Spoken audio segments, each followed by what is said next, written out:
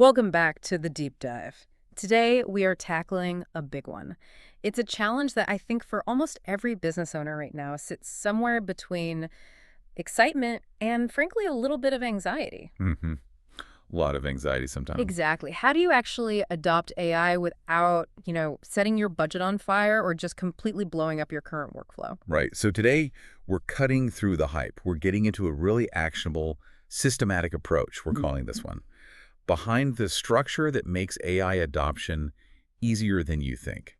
And that feeling of anxiety, Mhm. that's what we want to get rid of. Our whole mission here is to give you a crystal clear 90-day roadmap. Okay. This structure isn't about learning to code or anything like that. It's all about transforming your operations, saving you real time, and measurably increasing your profitability. Yeah. It's the framework you need to go from, I should probably look at AI, to, we're successfully using AI. I love that you call it a confidence framework because that's the thing, right? The fear of making that wrong first investment is what paralyzes people. It really is. And you've broken this down into three what look like very manageable 30-day sprints. Phase one is the foundation. Setting the stage. Then phase two moves into automation, so integrating the pieces.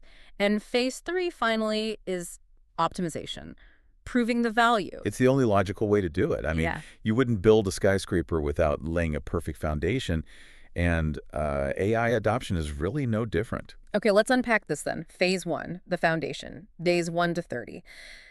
This sounds like it starts with a bit of homework. Where exactly should a small business owner who's already juggling a million things even start? You have to start with what I call the business task audit. And this isn't just, glancing at your calendar. You have to get almost forensic about it, brutally honest about where your time is being spent right now. Forensic. Okay. I tell people for 2 weeks, track every minute of every repetitive task. I mean, everything. Okay. Repetitive emails, data entry, scheduling, those basic customer questions. That audit gives you your baseline. It tells you exactly how much time you're bleeding every week. But I can already hear people thinking, I don't have time to track my time. So what's like the realistic minimum for this to actually work? A minimum of one dedicated week? If that's all you can do, fine.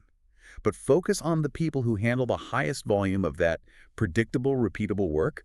You're just looking for the biggest time drains. Got it. And here's a little insight. A lot of people look for tasks that take, say, more than 15 minutes. And that's fine. But sometimes the real killer is that 5-minute task you do 50 times a day. Oh, that's a great point. The frequency. High frequency and predictable. That's a prime candidate. So the criteria are still key. It's got to be repetitive, follow clear steps, and be predictable. Okay, so once we've found that one big bleeding point, like writing the same email 40 times a Yeah. week, how do we pick a tool? The marketplace is overwhelming. And this is where focus is your best friend. My crucial advice is choose one simple tool that directly solves that one single biggest time drain. Just one. Don't try to automate 4 things at once. Find a proven solution, something under, say, $200 a month. That focused, low-cost approach builds immediate confidence. You get one win, and that kills the paralysis. And that confidence is everything because you need to know if that, $200 investment is actually paying off before you scale up. So how do we define the success metrics right at the start in phase one? Success has to be measurable.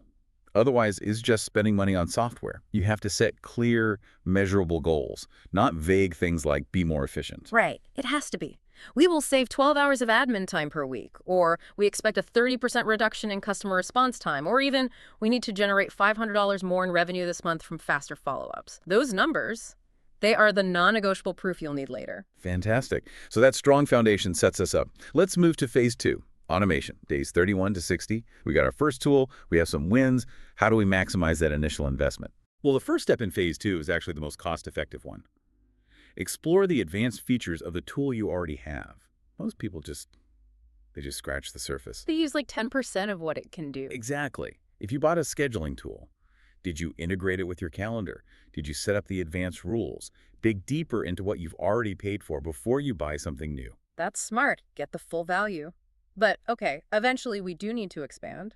You recommend adding a complementary AI tool next. Why is complementary such an important word here? Because you're building a system, not a junk drawer full of apps. If your first tool automated email drafting, your next complementary tool should connect to that process somehow. Like what? Maybe it's a customer service chatbot that feeds into your email, or a social media content generator that uses themes from your email communications. The power comes when these systems share data. And that brings us to the biggest leap in this phase, right? The actual integration and workflow. It's not enough for the tools to just exist side by side. Precisely. They have to talk to each other. This is the 2 plus 2 equals 5 part of the roadmap. You have to connect them. So like connecting a chatbot to your CRM so leads are updated instantly. Perfect example. Or linking your email automation to trigger an action in your social media scheduler. That seamless connection is where productivity just multiplies. That sounds amazing, but it also sounds like it requires a ton of internal documentation to keep track of it all. It does, but here's a little trick. Use AI to help draft its own process guides. Once the new workflow is running, you can use a screen recording AI tool. Or just record yourself doing a new process once. Okay. Then you feed that recording to a generative AI and have it draft the first version of your standard operating procedure, your SOP. It can save you, easily 50% of the admin time. That is a brilliant shortcut. Okay, before we jump to the final phase, you also stress testing and optimizing. Absolutely critical. Phase 2 isn't over until you've reviewed performance. Are the integrations working? Are you getting errors? You fix those bugs now on day 59 because it's way easier than fixing a systemic failure on day 90. Makes sense. That brings us to phase 3, optimization, days 61 to 90. This is the accountability phase. So what does this all mean? Financially, how do we justify putting more money into this? You go right back to those clear metrics from phase 1. You calculate the true ROI. And this isn't subjective. You quantify the dollars and hours saved, the new revenue generated. Right. If you saved 50 hours of work a month and that time was redirected to sales calls that brought in X amount of new revenue, that's your justification right there. You compare the new metrics to your original audit data. The value is proven. And once that value is proven, a business can start to move from just reacting to tasks to being proactive. Yes. This is where you get sophisticated. Now you can look at tools that use predictive analytics. So for example, using AI to analyze purchasing patterns and forecast trends. The system tells you before summer starts which products you're going to sell out of, so you can order ahead. So you're preventing stockouts and guaranteeing profits. That's moving from reactive to proactive. Let's talk about the human side of this, because the best ROI in the world doesn't matter if your team is scared of the new tech. The cultural change is the single biggest risk factor here. You have to provide hands-on training using real business scenarios, not theory. And you have to position AI as a partner that eliminates the boring tasks. Stuff nobody wants to do anyway. It's not a job threat. And how do you handle that initial resistance? Positive reinforcement. You simplify the processes, you have ongoing support, and you publicly celebrate the wins. When the new chatbot sells 50 tickets, you celebrate the customer service rep who now has time for high-touch, personalized follow-ups. You create champions. You encourage AI champions, exactly. People who can share successes with their peers. That really helps with buy-in.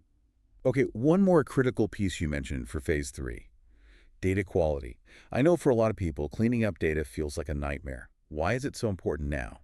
Because AI is only as good as the data it trains on. It's that simple.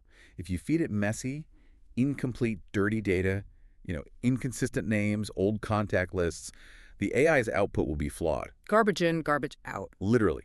Taking time in phase 3 to clean and standardize your information. It's a hard step, but it's non-negotiable for long-term performance. And with the ROI proven, the data cleaned, the team on board, the last step of the 90 days is to plan the next 90 days. Exactly. Use what you learned, the good and the bad, to plan your next sprint. Identify what else needs automation and set new goals. This is how AI adoption stops being a project and just becomes part of your growth strategy. It sounds like the successful 90-day plan implies that this isn't a one-time thing. It's an ongoing discipline. Absolutely. You have to sustain the momentum. The technology is just moving too fast. We see 3 pillars for ongoing management that really separate the successful companies from the ones who just plateau. Okay, what are those pillars? First, schedule monthly AI learning sessions, not technical meetings. It's dedicated time to look at practical business applications of new tools relevant to your industry. The focus is always, how does this save us time or money? Okay, that's one. Second, join an AI business community, connecting with other business owners, even in different fields, to share what worked and what didn't. It's an invaluable shortcut. You learn from their mistakes instead of making your own. And the third pillar? You have to commit to a quarterly review of your tools. Technology moves so fast. Be honest. Which tools are still delivering that ROI you defined, and which ones have been, superseded by something faster or cheaper? Don't get stuck with something just because you already have it. That is a really comprehensive, really actionable playbook. So To sort of synthesize this for everyone listening, Mm-hmm. you start by auditing your biggest time drains. Then you implement one simple tool to solve that biggest problem. Mm-hmm. You integrate a complementary tool to get that compounding productivity, Right. measure the clear ROI against your original baseline, and then commit to continuous learning and cleaning up your data. It's a structure that lets you transform without getting overwhelmed. It is the roadmap to guaranteed confidence. And I think this all raises a really important question for you to think about coming out of phase 3. Go on. If AI is only as good as the data it trains on, how can prioritizing the cleanup of your existing messy data like right now today act as the single biggest accelerator for your future AI ROI? Think about the quality of your foundation versus just the speed of your tools. A fantastic and essential thought to end on. You now have the structure you need to start your own 90-day AI roadmap with confidence. Thanks for diving deep with us. We'll see you next time.